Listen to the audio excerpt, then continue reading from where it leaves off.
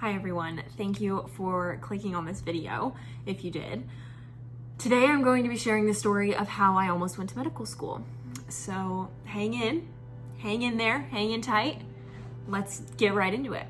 So for about 5 years, I had a very strong determination to go to medical school.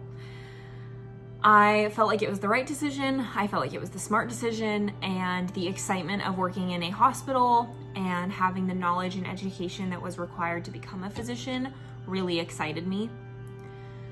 I decided, okay, I'm gonna go to university. When I went to university, I majored in psychology and I went on the pre-med track.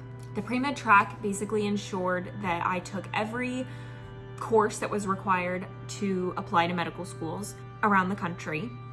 And the other thing that these pre-med courses did were weed people out because they were rigorous, they were hard, and prepare you for the MCAT. The MCAT is the big and scary test that is required to apply to medical school. You take the MCAT, your score goes to admissions when you apply, and the score helps medical schools decide if they want to let you in or not based on how well you did.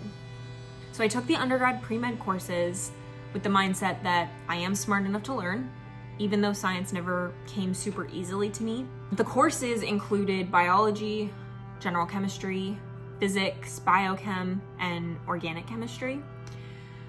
They're very difficult courses, but I had a lot of encouragement around me, and I knew I was smart enough to figure it out. And I did. I got mostly A's, a few B's, and my biggest accomplishment was the 4.0s in organic chemistry. I was very proud of myself. Everybody made OChem seem very difficult, and I actually ended up really enjoying it. Once all those were completed, it came time to prepare for the MCAT. I studied very hard. I studied for months. I took an MCAT prep course. I took multiple MCAT practice exams. I did so many Q banks. I studied really hard. When I went to take the exam, I felt like I did well. It took 2 weeks to get the score back. When I got the score back, I had my husband look at it, and then I think he told me what the score was.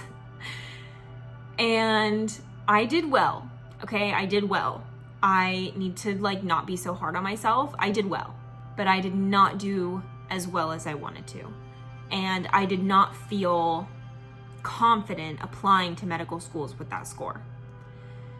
So I did some reflecting.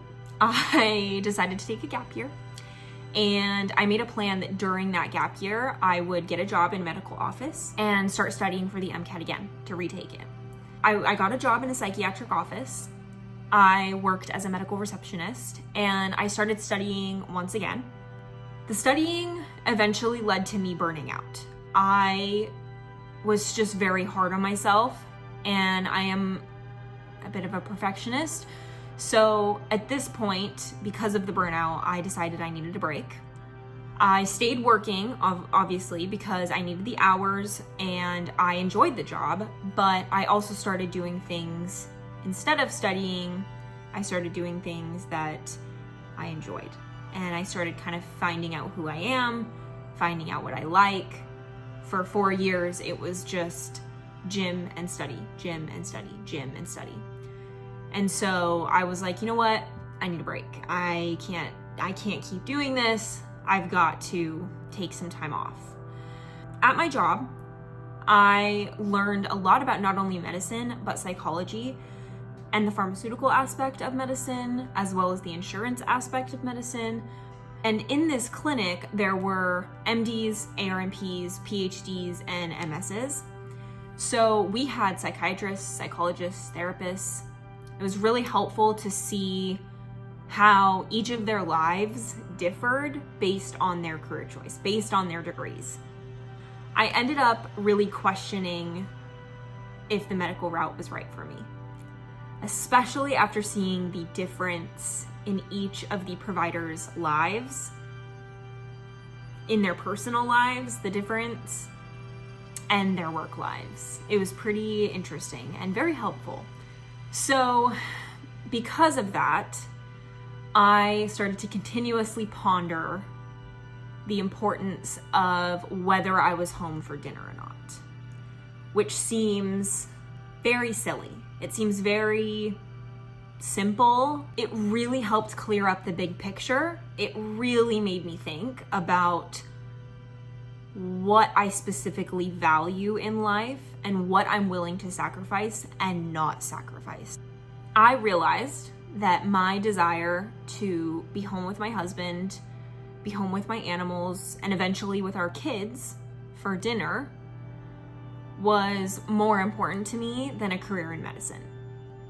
I love my husband. I love my animals, and I know I'm going to love my children when I have them. And it took me about a year to realize I hold those things to be more important than a career in medicine for myself. And this is not to say that people in medicine don't value their families. They absolutely do. They absolutely do. But for me, the sacrifice of missing dinner was not a sacrifice I was willing to make just for a career in medicine. Eventually, I decided to go to graduate school and get my master's in clinical mental health counseling. And I am now currently a full-time grad student. I love my courses, my life, and I am so much more excited and passionate about my future. So, if you take anything away from this story time, I hope it is that it is okay to change your mind. And it is okay to take a step back and reevaluate your decisions, your career choice, your plans, your future. Tailor your life to you. Tailor it to what you want your life to look like, who you want to be. Do not lower your expectations for anyone or anything, and make sure your life is made up of what you want it to look like and be, because your joy and your peace are so incredibly important. I think that concludes this story time. Sorry to get a little deep. It was a quick little story time, but I hope it was helpful and interesting. If you made it this far, thank you so much for watching. And as always, thank you for being here. If you have any crazy stories, or if you also almost went to medical school or almost did something and decided to change everything last minute, I applaud you. And I hope that this gives the courage to someone out there who might need it to tailor their life to what they want it to be. Like I said, thank you for being here. See you next time.